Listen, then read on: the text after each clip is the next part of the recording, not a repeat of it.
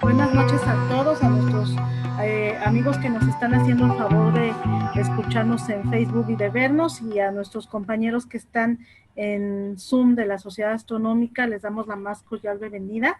El día de hoy tenemos el gusto nuevamente de contar con el doctor en astrofísica Antonio Castellanos Ramírez.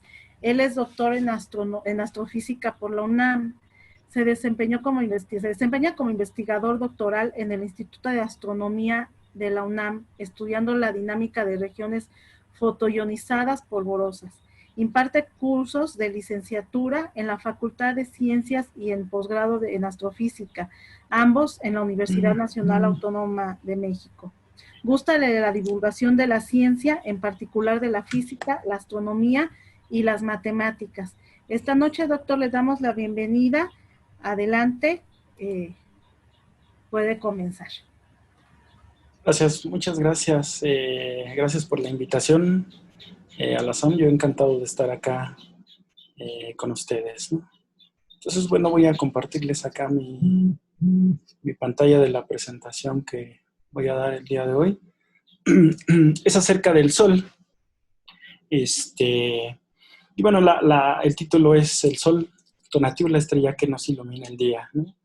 Esta foto que está acá es de un lugar en Yucatán que se llama Civilchaltún.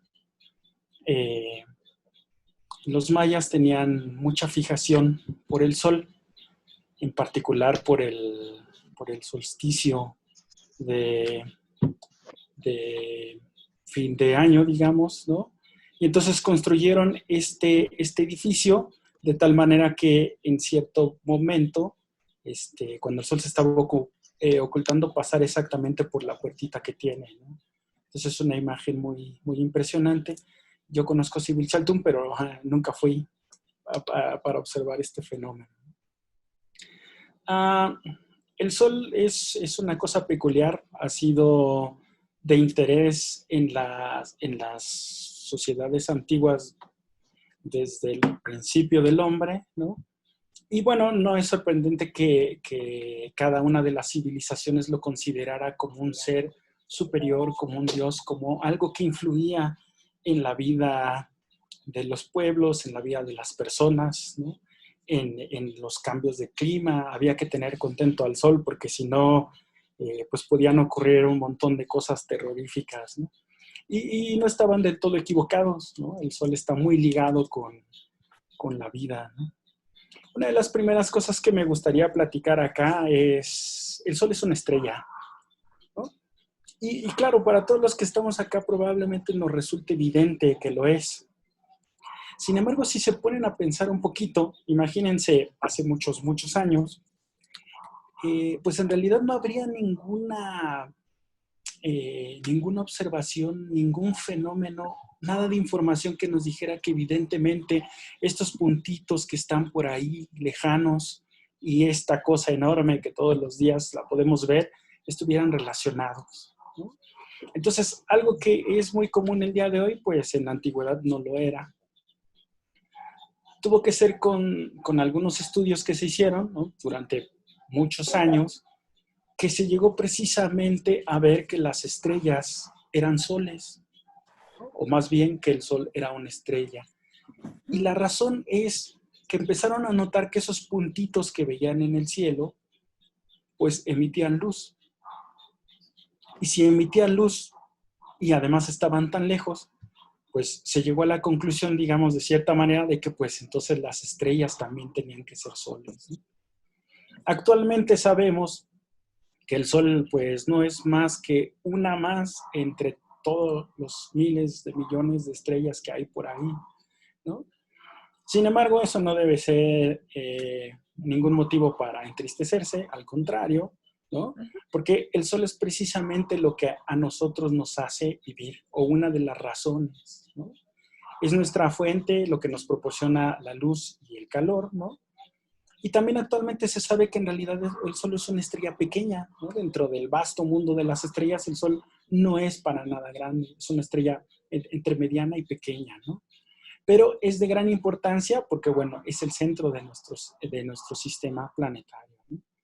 Entonces, una vez que, digamos, acomodamos en este contexto al Sol, bueno, es importante saber que, entonces, el Sol, como las demás estrellas, no son otra cosa más que bolas de gas, ¿no?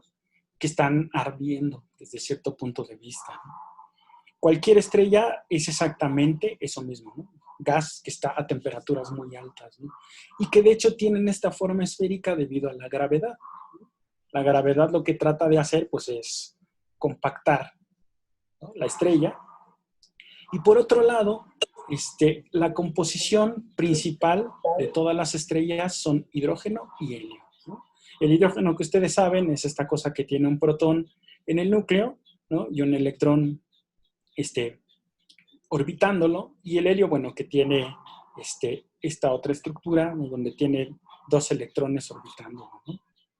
La mayor parte de la vida de las estrellas, en particular del Sol, básicamente se va en la transformación de uno hacia el otro, es decir, del hidrógeno se transforma en helio mediante reacciones nucleares, ¿no?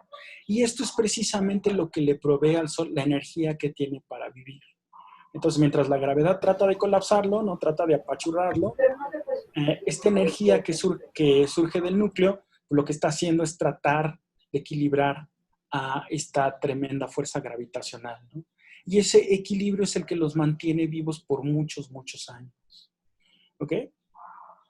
Antes de ver cómo es que se sabe la composición del Sol, de las estrellas, digamos, ¿no?, pero del Sol en particular, algunas características físicas del Sol, ¿no? Porque hablar de estas cosas luego es de manera impresionante, ¿no?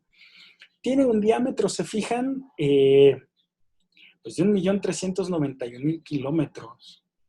¿Ok? O sea, es una bola inmensa, gigantesca, ¿no? Este volumen de acá, bueno, ni se diga, ¿no? 1.4 por 10 a la 8 kilómetros cúbicos, ¿no? Más o menos caben como, pues aproximadamente como 1.300.000 tierras, ¿no? 1.3 millones de tierras cabrían en el Sol, ¿no? La masa es aproximadamente 2 por 10 a la 30 kilogramos. La densidad no es tan alta comparada con la densidad del agua, ¿no? Son 1.411 kilogramos por metro cúbico. La del agua son como 1.000, entonces, bueno, no es mucho más denso que el agua. La temperatura en la superficie es de algunos miles de grados Kelvin, 5.700, ¿no? La temperatura de la corona es bastante más alta, del orden de cientos de miles de Kelvin, ¿no? Mientras que la temperatura del núcleo es de algunas decenas de millones de Kelvin, ¿no? Y la distancia media entre el Sol y la Tierra es como de 1.5 por 10 a la 8 kilómetros. A eso se le denomina una unidad astronómica, ¿no? Entonces, se fijan, son cantidades en realidad muy, muy grandes, ¿no? O sea que, a pesar de que el Sol es una estrella enana, bueno, es bastante, bastante grande comparativamente con la Tierra. Entonces, esto solo es como para mencionar algunos números, ¿no? Porque muchas veces la gente está ávida de saber estas cosas de números, en números, cuánto es, ¿no? Pues como pueden darse cuenta, ¿no?, los números sí son bastante, bastante grandes, ¿no? En particular, digamos, las temperaturas son temperaturas, pues, demasiado altas, ¿no?, para lo que uno está acostumbrado. La estructura del Sol. El Sol tiene esta estructura que vemos más o menos en este diagramita, ¿no? Adentro está lo que se conoce como el núcleo, que es la parte en donde se llevan a cabo las reacciones nucleares, la que genera la energía, decíamos, para que se mantenga el Sol. Afuerito del núcleo está la parte que se conoce como la zona radiativa. Hay que tener mucho cuidado, no confundir radiativa con radiactivo, ¿no? Radiativa viene de cómo radia precisamente esa energía térmica, ¿no?, que es la que va a permitir calentar el entorno cercano a la parte del núcleo, y cómo empieza a fluir la energía, digamos, del núcleo hacia las regiones más externas del Sol, ¿no? Una vez que termina la zona radiativa, empieza la parte de la zona convectiva, que es otra zona en donde el calor se transfiere de otro modo, ¿no? Digamos, en el caso, por ejemplo, para más o menos que tengan una idea, si ustedes ponen una olla a calentar agua, por ejemplo, ¿no?, La parte radiativa es precisamente donde la lumbre le está pegando, ¿no?, a la superficie de la olla. Si ustedes tapan la olla, una vez que la taparon, empiezan a ver que el agua se empieza a transformar en vapor, ¿no? Y si se asoman a ver, si la tapa es transparente, por supuesto, ¿no?, si ustedes se asoman a ver, lo que empiezan a ver es que se empieza a ver como flujo de vapor por ahí, empiezan a formar ciertos tipos de turbulencias. Eso es precisamente la convección, que es otra manera de transmitir el calor. Entonces, en esta zona convectiva es lo que sucede, ¿no? Empieza a haber corrientes, ¿no?, y esas corrientes empiezan a transportar el calor hacia la zona más externa, ¿no? Un poquito más afuera está la fotosfera, que digamos es la zona que delimita la estructura del Sol, ¿no? Esa parte como redonda que nosotros vemos, pues esa precisamente es la parte de la fotosfera, ¿no? Luego, la parte de la cromósfera, que es una zona muy, muy delgadita, en donde en realidad ahí están actuando la parte, digamos, del campo magnético, ¿no?, del Sol. Vamos a hablar un poquito más adelante de esto, ¿no? Y, digamos, hacia la parte ya completamente externa está lo que se conoce como la corona solar, ¿no?, que son estas imágenes como de haces de luz que uno ve sobre todo cuando hay eclipses, ¿no?, eclipses de sol completos. Entonces, bueno, acá también se mencionan la parte de las manchas solares, ¿no? Y algunas cosas como la que se ven acá, que son protuberancias, de esas vamos a hablar un poquito más adelante, ¿no? Pero esta básicamente es como la estructura del Sol, también se le conocen como las capas del Sol, ¿no?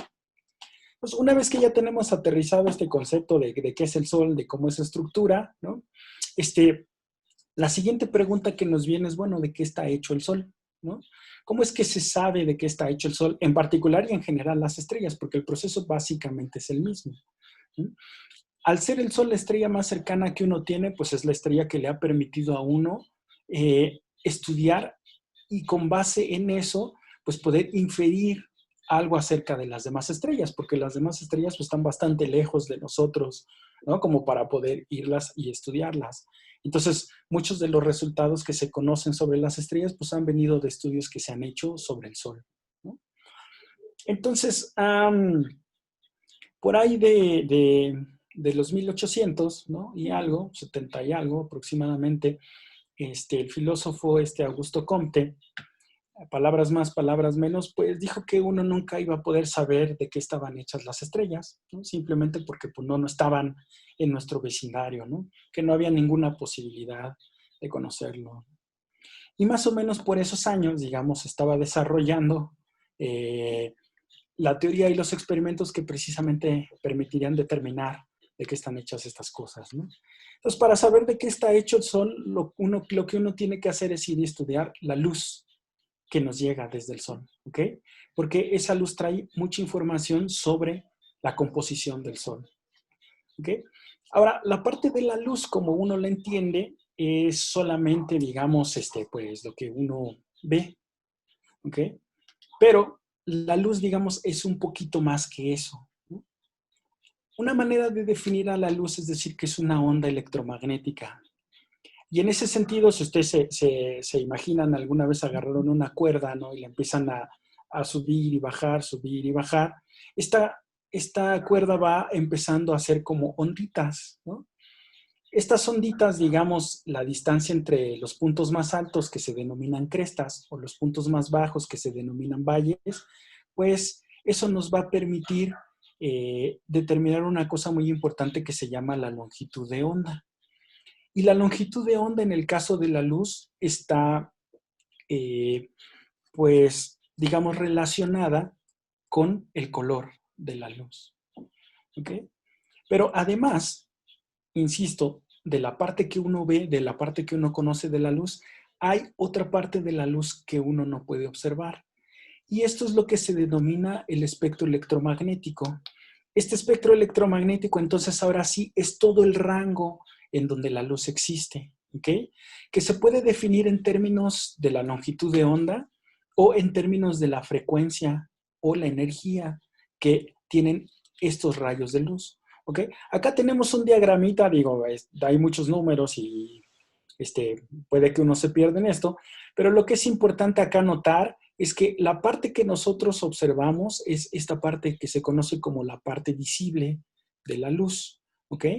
Y después, mientras la longitud de onda se va incrementando, tengo la parte de los infrarrojos, la parte de las microondas, sí, las microondas como las del horno, y la parte de las radiofrecuencias, la tele, el radio, ¿no? Esas también son ondas de luz, solo que son ondas que no las vemos. Mientras la longitud de onda se acorta, está la parte de los ultravioletas, los rayos X y los rayos gamma, ¿ok? Entonces, en realidad, todo esto conforma la luz. Insisto, la parte que nosotros vemos es solamente la luz visible. ¿Okay? Pero no hay que olvidar esto porque también es una parte importante, ¿no? Entonces, una vez que ya sabemos que la luz es todo este rango del espectro electromagnético, pues vale la pena entender ahora lo que es un espectro. ¿Ok? Entonces, el primero que hizo estudios sobre este tipo de cosas, como sucede en la antigüedad, como sucedió mucho en la antigüedad, fue Newton, ¿no? Él, digamos, lo que hizo fue poner un haz de luz blanca, y lo hizo pasar a través de un prisma, ¿no? Si a alguien de ustedes le gusta Pink Floyd, pues seguro habrán visto esta imagen muchas veces, ¿no? El famoso rayo de luz que le pega al prisma, y entonces la luz se va a descomponer, se dice que se dispersa, ¿no? En los famosos colores del arco iris, que pues uno siempre dice que son 7, ¿no? Son un poquito más que esos, es toda una gama, digamos, continua de diferentes colores, pero bueno, básicamente esa es la luz que nos presenta, digamos, los colores del arco iris. Y precisamente a esto se le denomina un espectro, ¿no? Entonces, si yo quiero saber cómo está compuesta la luz, lo único que tengo que hacer es hacer pasar un haz de luz por un prisma y entonces puedo obtener ese famoso espectro, ¿no? ¿Y esto cómo se relaciona con el Sol? Bueno, pues un físico alemán, Fraunhofer, hizo estudios sobre el espectro del Sol, sobre la luz que nos llega del Sol, ¿no? Y de hecho lo hizo con mucho detalle. Fraunhofer tenía más o menos un espectro parecido al que les estoy mostrando acá, ¿no? Ahora, si ustedes se fijan, la diferencia, me voy a regresar tantito, espero que no les moleste, ¿no? Acá se ve básicamente, ¿no? Se ve, digamos, pura cosa luminosa, no se ve para nada como franjas oscuras. Sin embargo, en este espectro que estoy mostrando acá, si se fijan, hay una serie de líneas oscuras, ¿no? De barritas oscuras ahí.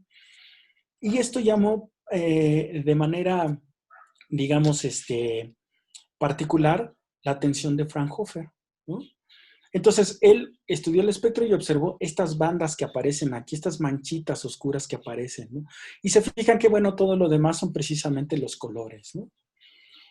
Otra de las cosas que hizo Fraunhofer fue ver el espectro de los gases. Ustedes supongo que habrán visto en algún momento estos anuncios que hay por ahí en las calles que tienen luces, estas que llaman de color neón, que son luces así de diferentes colores, ¿no? Esas luces están hechas en realidad de gases, ¿no? Digamos, lo que se hace es calentar un gas a alta temperatura y entonces el gas empieza a emitir un cierto color, ¿no? Entonces, cuando el gas se calienta, dependiendo del tipo de gas que sea, si se fijan, forma una especie de franjitas acá.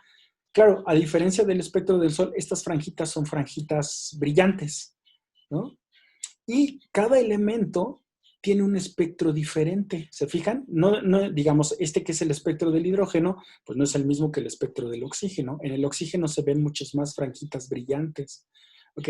Estas franjas en los elementos, en los gases, digamos, corresponden a lo que sería las huellas digitales en los dedos de los seres humanos. Entonces son únicas, ¿no?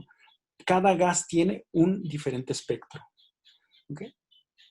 Además de esto, independientemente de esto, Kirchhoff había hecho un estudio precisamente sobre los espectros, qué pasa cuando uno tiene luz, cuando uno tiene un gas caliente y cuando uno tiene un objeto que está emitiendo, ¿qué está pasando a través de un gas? ¿Ok? Esas se conocen como las leyes de Kirchhoff. Entonces, si yo tengo mi gas, si yo tengo mi haz luminoso y lo hago pasar por un prisma, bueno, ya vimos que se genera un espectro que se denomina espectro continuo. ¿Ok? Si ahora tengo un gas caliente que está emitiendo y lo hago pasar por un prisma, tengo el espectro este que veíamos anteriormente de los gases, ¿no? Tengo las líneas estas, que son líneas brillantes, acá, ¿no? Y a ese se le denomina un espectro de emisión o líneas de emisión. Si ahora tengo mi fuente de luz que la hago pasar a través de un gas frío, ese gas frío absorbe precisamente esas líneas, ¿ok? Y lo que alcanzo a ver es entonces un espectro, pero un espectro con este tipo de franjas, con las franjas oscuras. Y a eso se le denomina un espectro de absorción. Entonces, la parte interesante de esto es que cuando uno observa el espectro del Sol, pues observa tanto líneas de emisión como líneas de absorción. ¿Cuál es la razón o cómo se explica el espectro del Sol? Bueno, la mayor parte de la radiación que uno observa del Sol viene de la parte de la fotosfera, ¿ok?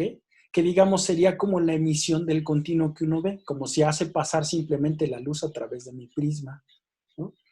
Sin embargo, las capas más profundas, ¿no? Esas van a emitirme también un espectro que al atravesar las capas que están más hacia el exterior y frías, pues me van a producir las líneas de absorción. ¿Ok?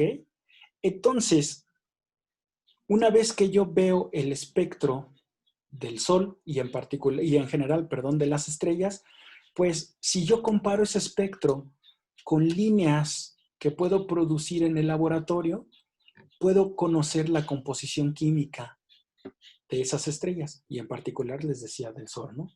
Lo que es entonces interesante, ¿no? Es que en el espectro del Sol lo que les decía es que pues uno ve líneas de absorción y de emisión, ¿no? Y entonces uno puede, sin ningún problema, decir cuáles son los componentes químicos del Sol, ¿ok? De esta manera es como se sabe precisamente de qué están compuestas todas las estrellas, ¿ok? Haciendo este análisis de las líneas de emisión y absorción. Una vez que uno sabe, entonces, de qué está compuesto el Sol, la siguiente pregunta que a uno le surge es, bueno, ¿de qué color es el Sol? ¿No?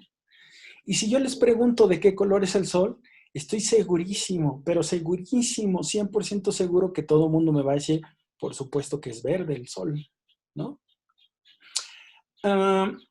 Pero en realidad la respuesta correcta sería que el Sol es blanco. ¿Por qué? Porque ya vimos que emite en todos los colores del espectro, ¿no?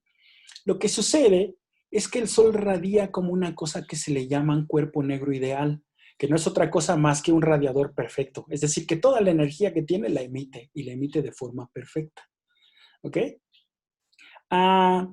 En realidad no es así, porque bueno, ya vimos que hay partes que se absorben, ¿no? Que son las famosas líneas de absorción, pero digamos, la intensidad de la radiación que emite el Sol tiene un perfil parecido a este. ¿Ok? En donde lo único que hace falta observar es dónde está el pico de esta radiación. Esto que está acá, digamos, este perfil que estoy siguiendo con mi puntero, este precisamente es el perfil del Sol. Entonces, la intensidad más fuerte que emite el Sol está precisamente en el pico de este perfil de acá. Que si ustedes pueden ver, el pico está acá más o menos, digamos, en la parte verde. ¿Ok? Entonces, ¿de qué color es el Sol? Bueno, es blanco. ¿Cómo lo vemos nosotros? ¿De qué color lo vemos? Amarillo. ¿Por qué lo vemos amarillo si el máximo está en el verde? Bueno, porque el cielo es azul, ¿no? Y si al azul le restamos el verde, pues lo que queda es el amarillo, ¿no? Entonces, esa es la razón de por qué nosotros vemos el Sol de color amarillo. ¿Ok? Entonces, bueno, una vez que ya zanjamos estas dos, digamos, principales pues problemas que teníamos o que es bueno saber del Sol, vienen las partes un poquito más complicadas, pero que suelen ser a veces las partes más vistosas, ¿no? Como es el famoso campo magnético del Sol, ¿ok? El Sol, digamos, está formado por partículas cargadas que se están moviendo, ¿no? Al igual que, digamos, en los conductores, en un alambre, por ejemplo, este movimiento de las partículas pues, genera corrientes y esas corrientes me van a generar campos magnéticos. En general, digamos, que uno puede pensar que el campo magnético del Sol es similar al campo magnético de un imancito estos de barra.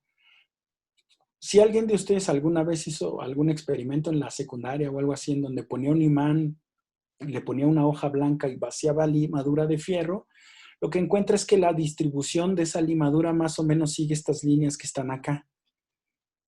¿Ok?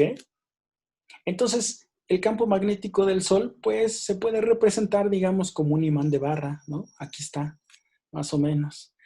Y, bueno, ¿esto es cierto o no? ¿Por qué? Porque además de todo, el Sol está rotando, ¿no?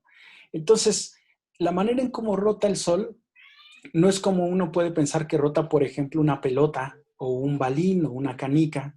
Tiene una cosa que se llama rotación diferencial, que quiere decir que dependiendo la zona en donde uno se encuentre con respecto al ecuador, pues va a tener mayor o menor velocidad. Esta rotación diferencial hace que las líneas de campo magnético se enrollan todas completamente alrededor del Sol, ¿no? Y forman unas cosas como estas que aparecen acá, ¿no? Entonces, se fijan, acá hay como algunos lacitos, ¿no? Que salen de cierto punto del Sol y regresan a otros puntos del Sol. Estos lacitos van a ser muy importantes y los vamos a ver un poquitito más adelante, ¿no? Entonces, bueno, como ustedes pueden ver, pues el campo magnético del Sol, pues no es tan sencillo como uno podría pensar, pero hay veces en que el Sol se encuentra bastante tranquilo, ¿no? El campo magnético produce varios fenómenos muy peculiares, que son de los que voy a hablar en un momento, ¿no? El primero de ellos es el que se conoce como el nombre de la mancha solar, ¿no? Una mancha solar no es otra cosa más que una región del Sol, pues, que está un poco más fría que su alrededor, ¿ok? Estas manchas solares, digamos, son las que aparecen aquí en color negro, ¿ok? La razón, digamos, precisamente de que tengan una menor temperatura, pues tiene que ver precisamente con la parte de los campos magnéticos, ¿no? ¿Se acuerdan que teníamos las líneas estas de campo que parecían como lacitos que entraban y salían, ¿no? En esta parte, digamos, esos lacitos se rompen. Y al romperse esos lacitos, lo que producen es que la temperatura decrezca en estas zonas de acá, ¿no? Entonces, acá hay un acercamiento, digamos, a la parte de las manchas solares. Aquí está el tamaño de la Tierra, digo, más o menos para que uno pueda comparar. De este lado también es una imagen relativamente reciente, ¿no? Aquí se ven estas manchitas solares, ¿no? Y en general están constituidas por dos zonas, ¿no? La penumbra, que es una parte menos oscura, y la umbra, que es la parte totalmente oscura, ¿no? Que les decía, tienen una menor temperatura. Nada más que no hay que irse con la finta. Que estén a una menor temperatura no quiere decir que estén o que no brillarían, digamos, ¿no? Si yo me encontrara, por ejemplo, unos de estos puntitos en el espacio, el brillo que tienen es más o menos como 10 veces más que el brillo de la luna. Entonces, por supuesto, están oscurecidos, pero con respecto a todo el demás brillo del Sol, ¿no? Entonces, estas son unas de las cosas, de hecho, más llamativas del Sol, ¿no? De hecho, ustedes saben que ahora, y si no saben, les digo, ¿no? El fin de semana del 21 de noviembre, más o menos, es la Noche de las Estrellas. Entonces, lo que se acostumbra a hacer en la Ciudad de México, al menos en la parte de Ciudad Universitaria, es luego poner telescopios y se pueden ver, ¿no? De hecho, algunas manchitas del Sol con el telescopio, ¿no? No se mira directamente, hay que proyectarlo, ¿no? Porque ver directamente al Sol no trae nada positivo, ¿no? Entonces, sí, son bastante notables este tipo de manchitas solares, ¿no? Por otro lado, está la parte del viento solar. ¿Sí? Este viento solar no es otra cosa más que partículas que están cargadas, en general, pueden ser positivas o negativas, que están, digamos, en la parte de la corona solar. Al tener altas temperaturas, la corona, ¿se acuerdan que son de algunas decenas de millones de grados Kelvin? Tienen velocidades muy altas y la gravedad no es capaz de atraparlas. Entonces, estas partículas empiezan a volar, digamos, en principio en todas direcciones.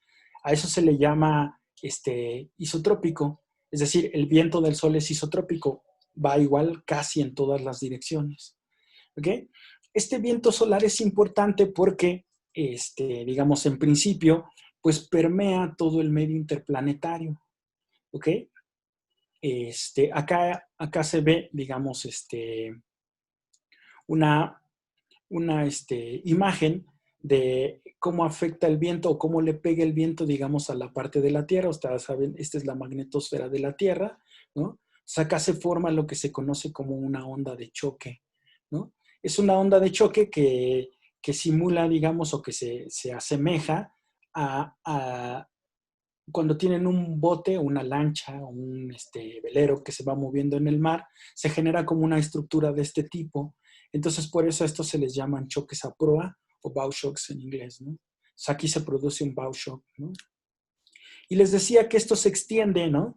Pues sobre todo el medio interplanetario, es decir, un poquito más allá de Plutón, ¿no? Entonces, el viento solar influye sobre todo este medio interplanetario, ¿no? La frontera, digamos, de ese viento solar se conoce como la heliopausa, ¿no? Entonces, más allá de la heliopausa, ya está la parte que se denomina el medio interestelar, ¿no? Entonces, las partículas del medio interestelar están chocando con esta heliopausa y también se genera aquí una como tipo onda de choque, ¿no? De estos famosos bow shocks, ¿no? Pero el viento solar además tiene otras contribuciones, ¿no? Entonces, bueno, otra de las partes importantes, digamos, o bastante llamativas del campo magnético del Sol son las famosas llamaradas solares, ¿no? No sé si esos son los españoles, pero también se les conoce como fulguraciones solares, ¿no? Estas no son otra cosa más que, digamos, una variación así repentina, muy rápida y muy intensa de brillo. O sea, el brillo de repente aumenta demasiado, ¿no? Y lo que sucede es que por causa del campo magnético también, pues muchas veces, una vez que se cortan las líneas de campo magnético, como que se libera toda esa energía magnética que hay ahí. Y esa energía magnética es precisamente lo que produce este tipo de llamaradas, ¿no? Son eventos, de hecho muy, muy impresionantes, ¿no? Acá pueden ver la imagen, digamos, de las llamaradas. Aquí se puede ver la explosión, ¿no? En esta parte de acá. Aquí también hay otra, por aquí hay otras. Y en estas regiones de acá también hay esos tipos de llamaradas, ¿no? Las llamaradas son de distinta intensidad, no todas son iguales, pero hay algunas que son muy intensas y que producen, digamos, rayos X, ¿no?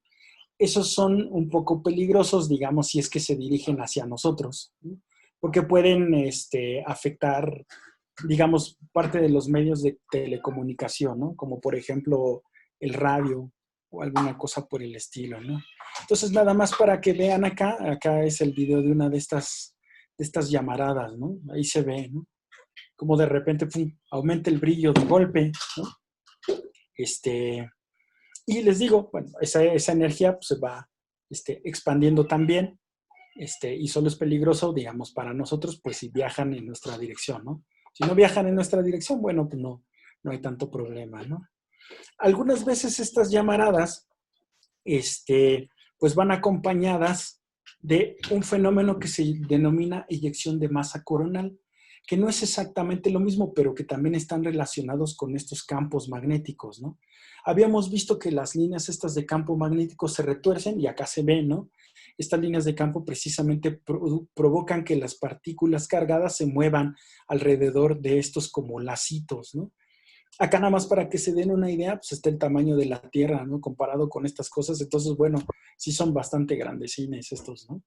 Este, las eyecciones de masa coronales, les decía, no son lo mismo que las llamaradas, aunque muchas veces están relacionadas. Son estas mismas líneas de campo magnético, lo que hacen es, digamos, cuando vienen desde las regiones muy internas, en algún momento traen como una especie de burbuja de plasma, o sea, de burbuja de gas a una alta temperatura, ¿no? Entonces, en algún momento se imaginan, sale el campo magnético con la burbuja esta, y como sucede con las burbujas, ¿no? revienta y entonces envía material, ¿no? También hacia la dirección en la que va la parte de la explosión, ¿no? También se le conocen algunas veces como erupciones solares, ¿no? Por supuesto, como estas cosas suceden, digamos, en las partes exteriores del Sol, pues están a grandes temperaturas, ¿no? Entonces acá se pueden ver, digamos, alguna imagen de estas precisamente llamaradas, eyecciones de masa coronal, ¿no? Acá esta imagen bloquean la parte del Sol precisamente para que se pueda ver la parte esta de la eyección de masa coronal, ¿no? Y acá vemos un video de cómo se va formando, ¿no? La eyección esta de masa coronal, les digo, y de repente, ¡pum!, como si explotara la burbuja, ¿no? Y se fijan, empieza a viajar el material, bueno, pues en la dirección, digamos, ¿no? Acá está otra de estas eyecciones de masa coronal, ¿no? Entonces, estas eyecciones de masa coronal, igual más o menos, a diferencia de las llamaradas, porque las llamaradas solares, digamos, las partículas que salen de ahí viajan a velocidades altísimas, más o menos tardan un poquito más de 8 minutos en llegar a la Tierra. La parte de las eyecciones de masa coronal tardan algunos días, ¿no? 5 días o alguna cosa así, ¿no? En llegar a nuestro planeta, ¿no? Entonces, también, si viajan en nuestra dirección, pues pueden resultar, digamos, dañinas para la parte de las comunicaciones, ese tipo de cosas. Sin embargo, bueno, no hay que preocuparse tanto, digamos, por la parte, bueno, sí hay que preocuparse, pero no mucho por la parte de las telecomunicaciones y más bien ver la parte, digamos, poética, la parte artística de las eyecciones de masa coronal, que son las famosas auroras boreales, ¿no? Entonces, acá, digamos, tengo más o menos, bueno, esta es una simulación en donde se ve la eyección de masa coronal, como va viajando, ¿no? Esta va en dirección de la Tierra, choca con el campo magnético de la Tierra, ¿no? Las líneas de campo como que se reconectan de alguna manera y algunas partículas quedan atrapadas, ¿no? Entonces se fijan, viajan en la dirección de, estas son líneas de campo magnético de la Tierra y finalmente llegan a estas partes de la Tierra. Entonces déjenme volver a ponerles la peliculita esta, ¿no? Entonces les digo, se produce la eyección esta de masa coronal, ¿no? Viaja el material, ¿no?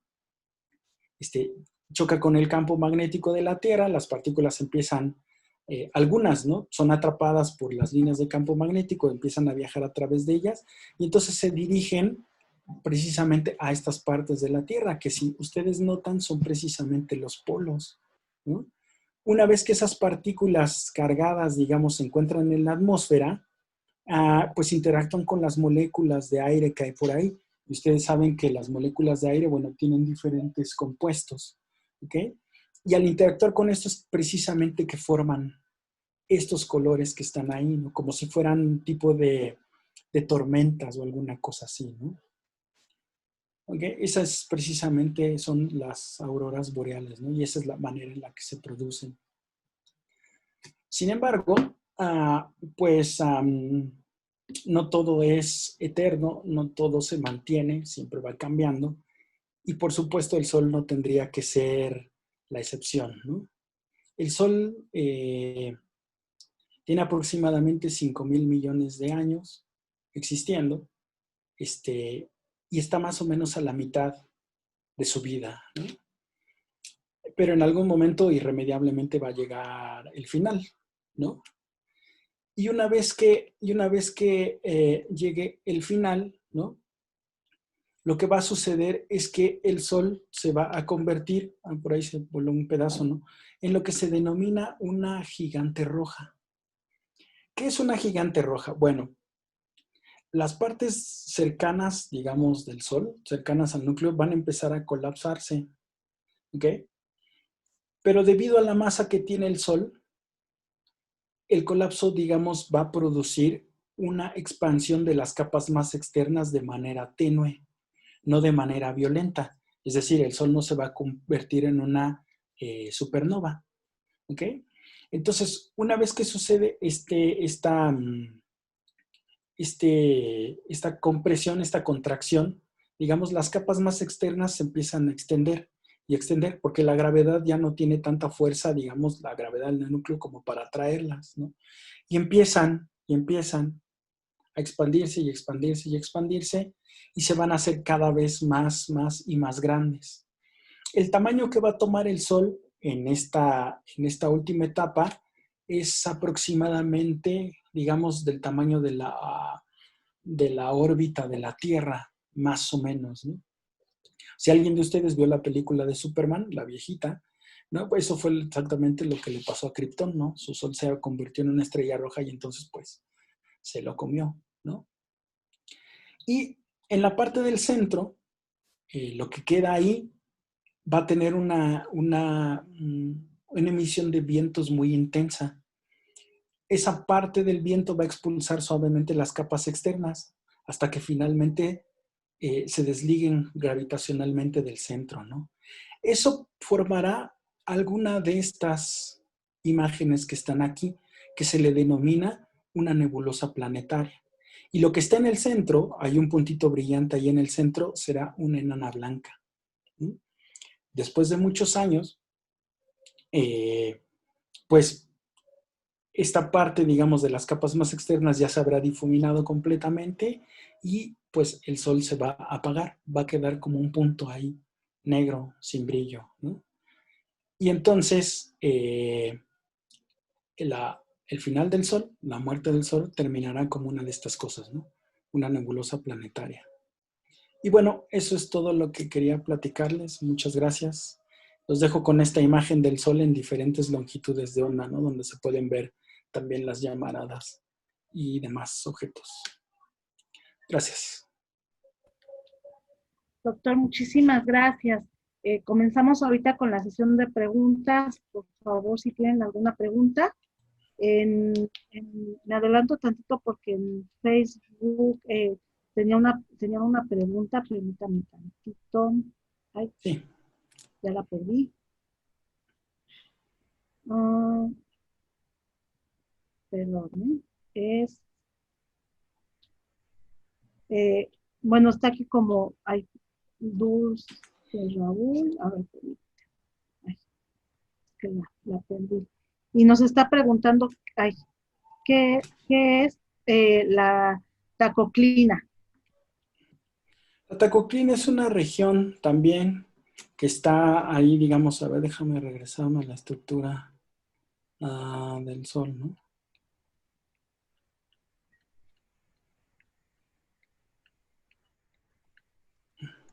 Esta de acá, ¿no? Es la región, digamos, que está separando la zona radiativa de la zona convectiva, nada más. Si tú quieres, puedes verla de esa forma, ¿no? De manera sencilla, ¿no? Sin tanta complicación. Bien, en el chat tenemos a Georgina Vibriesca. Felicidades, exposición muy clara y con muy excelente presentación. Gracias. Jessica Denis, felicitaciones, maravillosa presentación. Rodrigo Gracias. Íñigo, excelente presentación y material de soporte muy interesante. Arturo Ibarra, Antonio, gracias por tu disertación tan ilustrativa, saludos.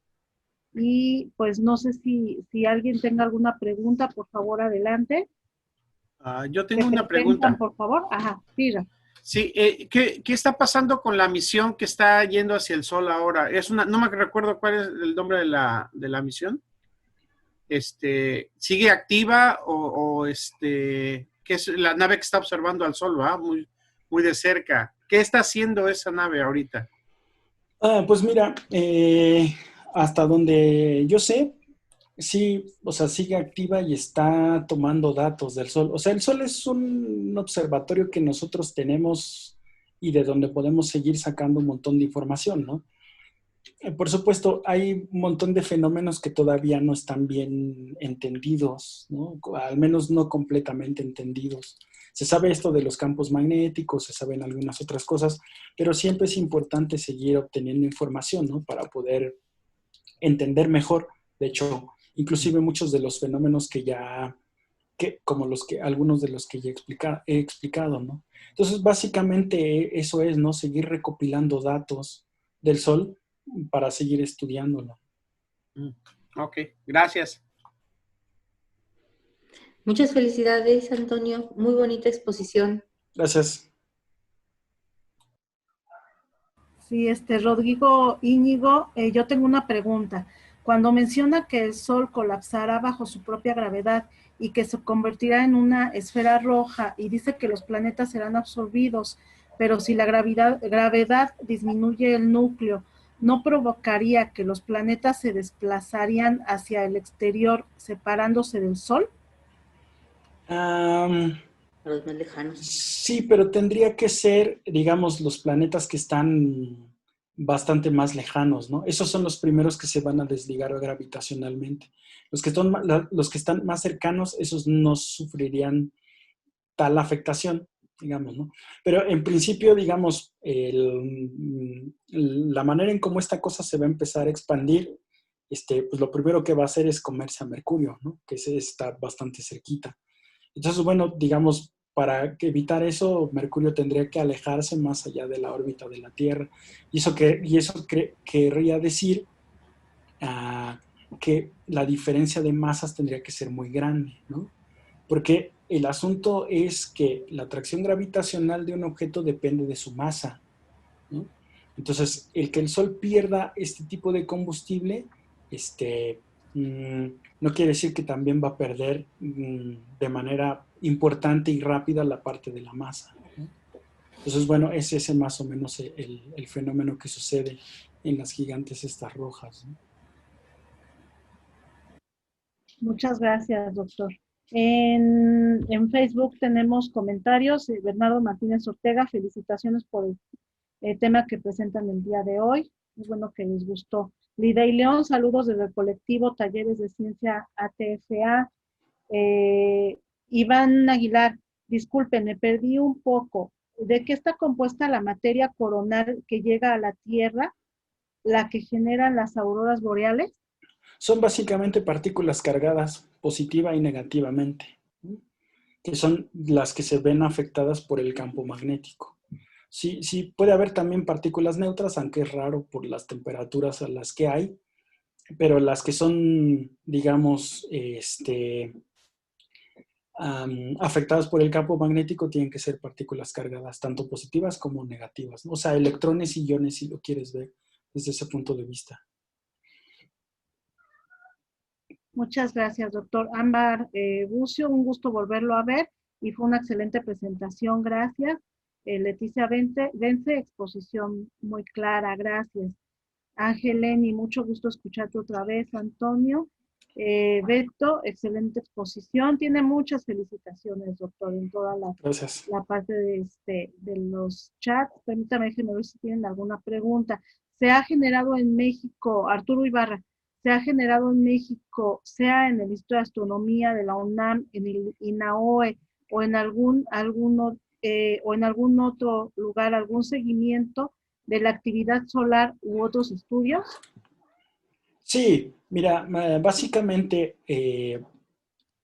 acá la parte importante, digamos, de distinguir es, y déjame, digo, para que nos demos una idea, perdón si me voy muy rápido acá, porque a lo que quiero llegar es a la parte esta, ¿no? Básicamente, fuera de esta parte de la heliopausa, digamos, hacia el exterior, es el tema de los astrónomos, ¿no? Una vez que uno entra en la parte del medio interestelar y se va de ahí hacia más afuera, son los astrónomos los que se encargan de estudiar eso. De la parte de la heliopausa hacia adentro son los que se denominan los físicos espaciales, ¿no? La gente por ejemplo, que está en el Instituto de Geofísica en la UNAM. Entonces, ahí hay un grupo muy fuerte, de hecho, que se dedica a este tipo de cosas, ¿no? Me parece que una de las investigadoras, perdón, líderes en esta cosa, se llama Xochitl Blanco. Entonces, ella hace este tipo de cosas, ¿no? Entonces, no tanto en el Instituto de Astronomía o en el INAOE, sino más bien en parte del Instituto de Geofísica, ¿no? Donde se encargan de la parte del medio interplanetario. Muchas Ellos son gracias, los doctor. expertos, ¿no? En esta parte, de hecho. Gracias. Ángel Carbeck, yo tengo una duda. ¿Qué tamaño tendría que tener el Sol para generar una supernova y qué etapas seguirían después de algo así?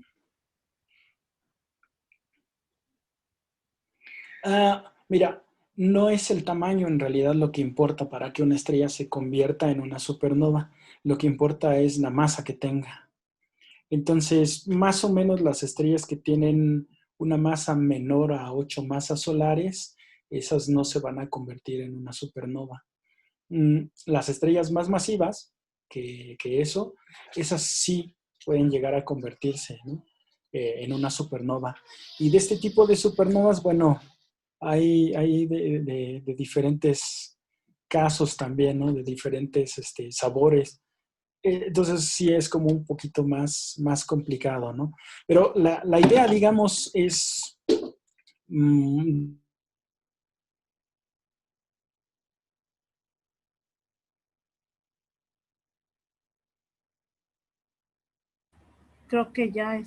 Se quedó congelado. le quedó No se congelado, oye. no sé si Se se habrá sale. salido. Se Se sale. salió, vamos a esperar tantito a que ya. regrese. Es que creo que, Ah, ya. perdón, creo que Ajá. mi gato movió aquí el módem. Ah, perfecto. Andaba de traviesa. Sí, bueno, no sé en qué parte se fue, pero lo que decía es que más o menos el proceso para una explosión de supernova es este mismo colapso, ¿no? Pero como llega un momento en que el colapso, o sea, el núcleo ya no puede soportar el peso gravitacional y entonces esto se empieza como a colapsar violentamente y sufre un rebote también muy violento, ¿no? Ese rebote violento lo que hace pues es mandar todas las capas por afuera del núcleo, literalmente a volar, ¿no? Y eso es lo que se conoce como una explosión de supernova. Entonces, bueno, ese más o menos sería como el proceso que seguiría, pero insisto, tiene que ser una estrella que tenga más de 8 masas solares, ¿no?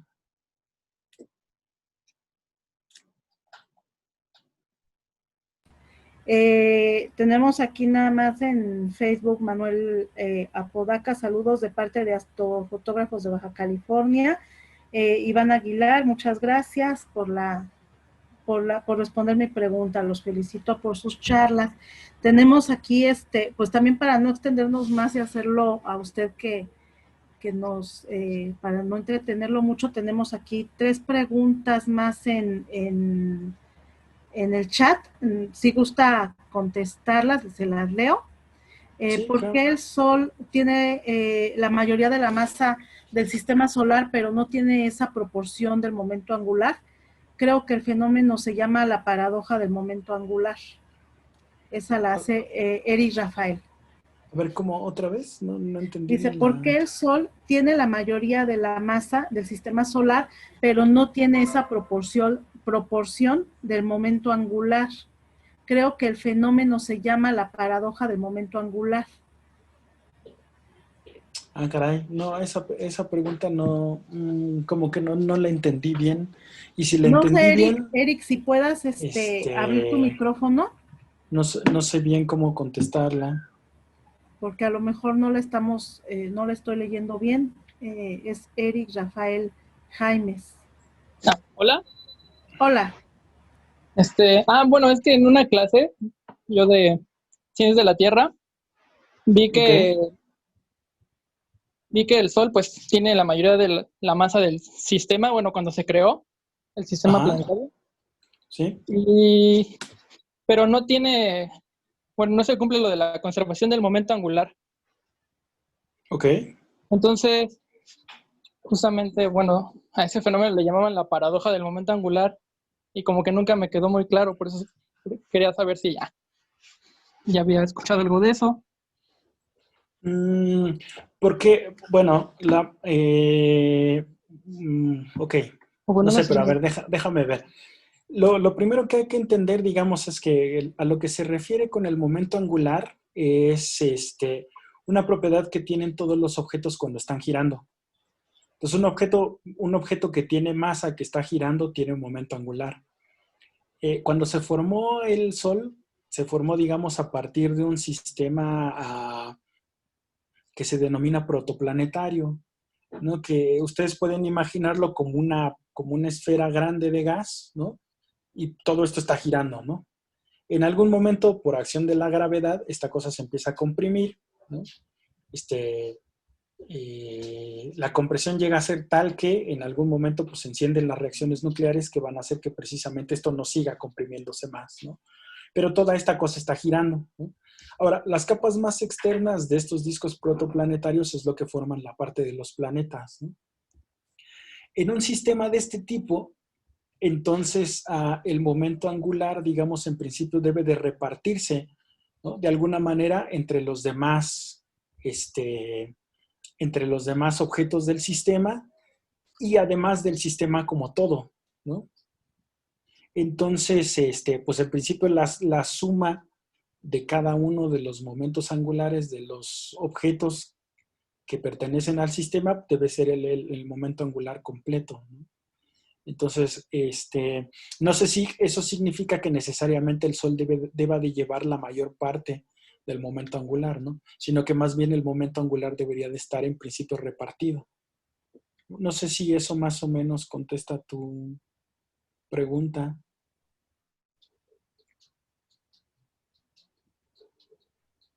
Sí, Eric. era justamente eso.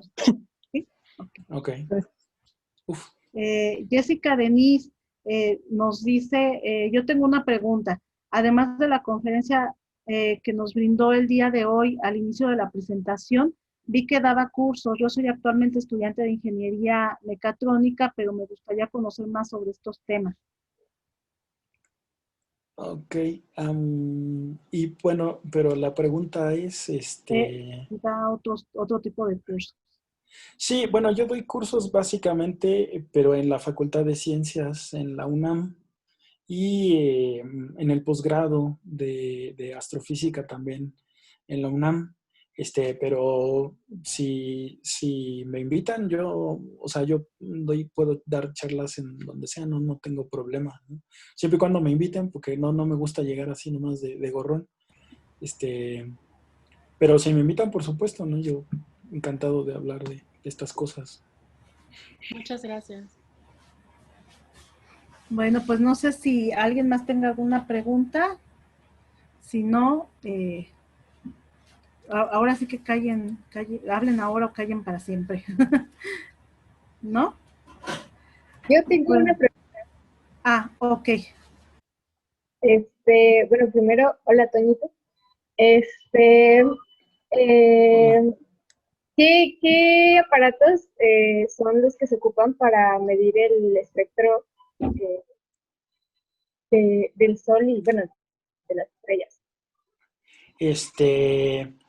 Pues mira, pueden ser aparatos muy especializados, pero hay algunos aparatitos que inclusive algunos alumnos míos han hecho para observar los espectros estos, ¿no? En principio, digamos, básicamente lo que uno quiere es separar este espectro, ¿no? Entonces, bueno, uno puede utilizar un prisma y hay otras cosas que se llaman espectroscopios, que precisamente esa es su función principal, ¿no? Separar los espectros, ¿no? Los estudiantes por ejemplo, de física, no solo en la Facultad de Ciencias, sino supongo en general en las universidades del país, usan estos espectroscopios para analizar los espectros de los gases, ¿no? Entonces son este tipo de cosas lo que se utiliza para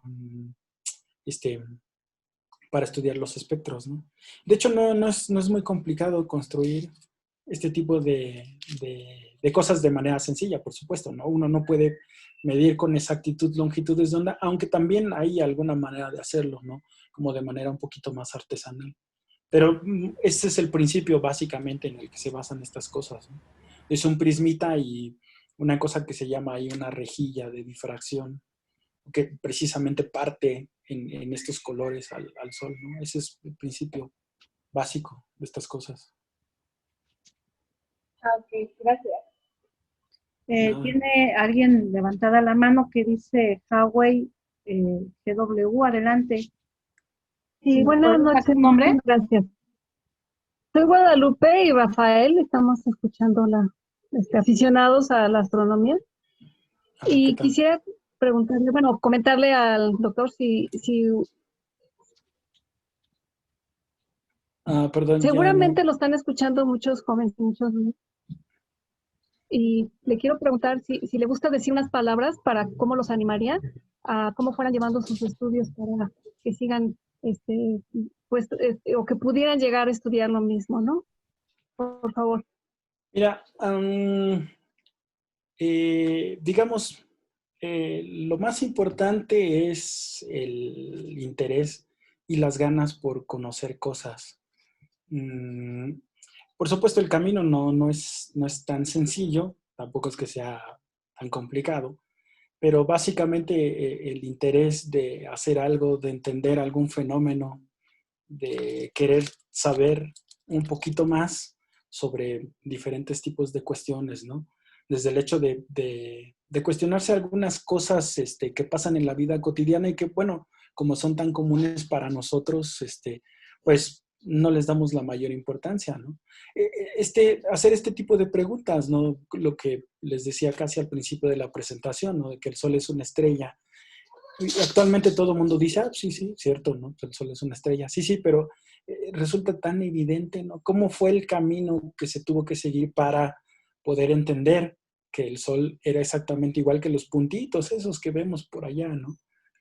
Entonces, básicamente sería esa, ¿no? Y que si bien esta carrera, digamos, en algún momento implica la parte de matemáticas, y cuando hablamos de matemáticas, la gente como que siente que le pican la espalda, pues no es para nada un impedimento, al contrario, ¿no? La parte de las matemáticas es muy útil porque lo enseña a uno a pensar, a razonar, y eso en cualquier área, no solo en esta, es muy importante, ¿no? Y eso es lo que al final de cuentas a uno le va a ayudar, pues precisamente para contestar muchas de esas preguntas que uno se hace y pues, simplemente por la curiosidad, ¿no? Pero eso sería, ¿no? Curiosidad, ganas de entender algo, ganas de saber y sobre todo la intención de querer responder esas preguntas. También Ángel Carvet le está comentando, lo extrañamos mucho como profesor de matemáticas. Ah, caray. ¿Ya ve? Y Georgina, okay. Adelante. Gracias. Bueno, yo quiero felicitarlo porque tiene usted el don de explicar las cosas difíciles de una manera clara y fácil. Ah, gracias. Eso es una cualidad enorme, sobre todo en este tipo de temas, ¿sí? Muy, muy agradecida y muy contenta con su plática. Ah, no, muchas gracias. Doctor, pues muchísimas gracias. No sabe cómo le agradecemos el que nos haya transmitido todo este conocimiento de esa manera, como bien lo dice Georgina, tan clara, sencilla, y se lo agradecemos muchísimo. Y por eso la Sociedad Astronómica de México le ofrece este pequeño reconocimiento por su excelente presentación, Sol Tonatiuh, la estrella que nos ilumina del día. Pues ahorita sí les pido a todos, por favor, que abran sus micrófonos y le brindemos un aplauso, por favor. Gracias, excelente.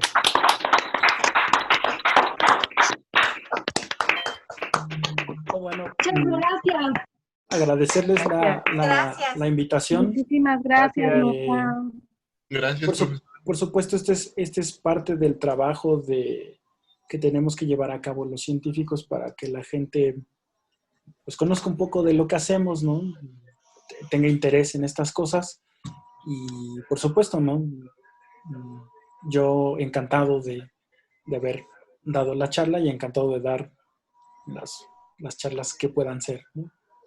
Muchas gracias. Muchísimas gracias. Sí, le tomaremos la palabra, claro que sí. Le agradecemos muchísimo y nos da mucho gusto también ver a muchos jóvenes. Es lo que necesitamos.